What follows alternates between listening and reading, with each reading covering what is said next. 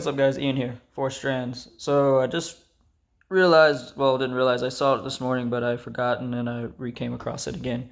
Today was one of my idols' birthday, Steve Prefontaine. For those of you who do not know who that is, he was an American long distance runner, and he was there in Oregon where he ran in college, and he was there when Bill Bowerman was coaching there, and they all created Nike during, well, right after his time, basically, or during his running time and stuff.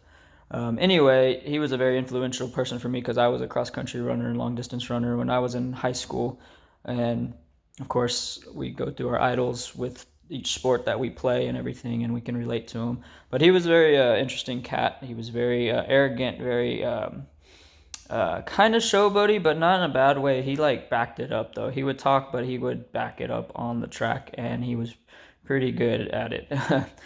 He has many quotes that really relate to me as a coach myself, and just as somebody who pushes through life in general. And we all are gonna have our ups, downs, left, rights, good and bad and ugly times. But his quotes really resonated with me, and one of the ones that I even have in my email signatures, I quote every time I have it posted, and I have pictures of it and stuff like that. Um, the quote was, "To give anything less than your best is to sacrifice the gift." And I love that quote because basically it's to give anything less. So to not give your all, to not give your absolute all, is to sacrifice the gift. It's not doing justice to the talents and the raw treasures you've been gifted if you don't give it your best. To give anything less than your best is to sacrifice the gift that you were given, and that we all have. And all this resonated with me with all this stuff I'm trying to do, create a YouTube channel, and just just doing the stuff I love, and coming across a friend of mine, not friend of mine, sorry, just a guy I follow a lot. He's very famous. You probably know him, Gary Vee. He's been a very influential part in my life last 2 years or so. So I'm a newbie, if you will. But he always talks about just put out content. And, I always thought about that, and I was like, but I gotta have good stuff. I want to have good raw content and stuff like that. And it was always like hard to, make stuff, and then I would like get lazy, and then I'd let it go to the back burner, and then I wouldn't create anything, and then I'd be like, that's no good. And, it would just go on and on and on and on. Excuses after excuses. But like, man, I've been pumped up the last couple of weeks, and starting December, lots of life changes, and we'll do that kind of thing. And I just started going for it and started making stuff and trying to collaborate with as many friends and promote them and help them out as well, and whatever it takes, man. Because honestly, I really don't care how good or not good anything I may put out is. It's just me trying to be me, because I just love the aspect of film and music, and editing process and creating stuff like that, and it's just a lot of fun. And went down a YouTube rabbit hole and stuff, and posted about that recently on Facebook, with a lot of music stuff, and kind of spurred on a lot of this motivation and a lot of content, if you will, whatever. But yeah, just you find something you love to do, just go for it. Who cares what everyone thinks? And I'm the worst at that. I grew up constantly trying to fit in, constantly trying to be a part of the crowd, because I did not want to be isolated or alone. That was a big fear. And honestly, I'm still working on that to this day. It's a lot of trauma and stuff from my childhood that caused a lot of that. But I recognize a lot of it, and the more I've kind of grown and matured, because I'm still maturing even though I'm 33, haha. um, I just started getting to the point, you just like, who cares, man? I mean, I get it. I know I've been there, and I've second guessed, and I've battled and wrestled at night and couldn't sleep and cried in my head. I'm not going to be shy about that. I'm a crier. I get pretty emotionally wrecked sometimes, or when something hits me. It could be a good cry too. It doesn't have to always be negative. But I'm pretty sensitive when it comes to like emotions in that sense when it moves me so much. But man, I was bad about trying to do what everybody else is doing because I didn't want to stand out or be an outcast basically. And I come into so many people and I noticed it in my students over the years how they stand out and try to be themselves or try to be their own person so much. And I was like, man, I wish I would have done that when I was your age in middle school and high school because things would have been so much different, of course. But can't change what's already passed and everything like that. And so, yeah, dude, just if you like making music, make the music. If nobody likes it but you, that's the whole point. You know, if you, I mean, like playing video games, play the video games, man. Just don't let it obviously control you. You got to get up and get some fitness in there, get up and walk around. um, but I mean, you like, I mean, you like reading, you like writing. I mean, whatever it is you like to create or do in your own spare time, do it. Do it for you, man. Because, man, I've been realizing more and more life is so short. I mean, I've had people pass away on me.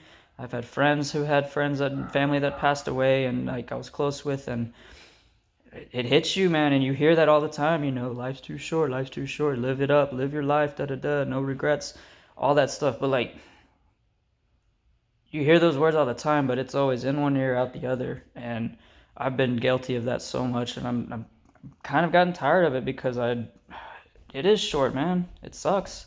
It doesn't. Life doesn't suck. Don't get me wrong. It just stinks that it's so short. That's why you gotta do it all and give it your all and give your best and your talents and your treasures that you have been gifted. Like, don't let that go to waste, man, because you're afraid of rejection or afraid of somebody else or your friends not liking it or the public not liking it. I mean, just get up and do it, and because you love to do it. Because I promise you, if you get up and do something you love to do every day, that's where you find happiness. That's where you find peace. And that's where you find love. And you understand what love is because you're doing something you enjoy and something you're passionate about. You may not know what that is. That's the best part, and it's almost the best time because it's the journey of finding that and discovering it. And once you discover it, it's a whole nother journey. It's a whole nother like chapter, if you will. But that journey and finding gets so fun because you get to try everything and anything that your heart desires in that moment. You're gonna have failures. You're gonna have hiccups. You're gonna have bumps and bruises along the way. Finding that whatever that passion is for you, but just getting up and doing it and trying different things is so fun, and it's so far the journey because then you have stories to look back on, and then you have those things when you get up and you're when you're really old, you don't have those things called regrets. And a lot of the things when you talk to people who are of age and they're retired or they're kind of on that tail end of life, I don't like saying it that way, but as they get up there in age, that's the thing that you start to hear the most is they're all their regrets. And how many times do you have to hear these types of speeches or these types of quotes, if you will? Life is too short. Don't live, with regrets. Get up and do something. Have fun with your life. How many times you got to hear that before you actually do something about it? I mean, I'm 33, and I'm feeling like right now is the start of a whole nother life, new life, in a good way, positive way. I've done many great things, and I used to be shameful and play down myself with all that stuff, but as I've grown and learned, and I've had friends and family and people around me that have in a sense pushed me purposely or not purposely, on accident, if you will. um, and you start to let go of those silly things, and I could tell you now I'm a lot happier right now, and because I'm doing the stuff I like to do. I love teaching. I love, working with kids, helping motivate them and help them live a great life and realize things quicker than I did so they can have an even better, longer life than I do. But I mean, and then getting involved with all the music and film stuff that I've had so much blessings with, like in my past, and um, just being able to do that every day is part of the blessing. I can't take for granted. I can't do that anymore. I have to um, do it for my own self-respect, and I also do it to give back, to share, so somebody else may be spurred along and they get up and do what they want to do, and they do what they love, and they find what they love. That's what it's all about.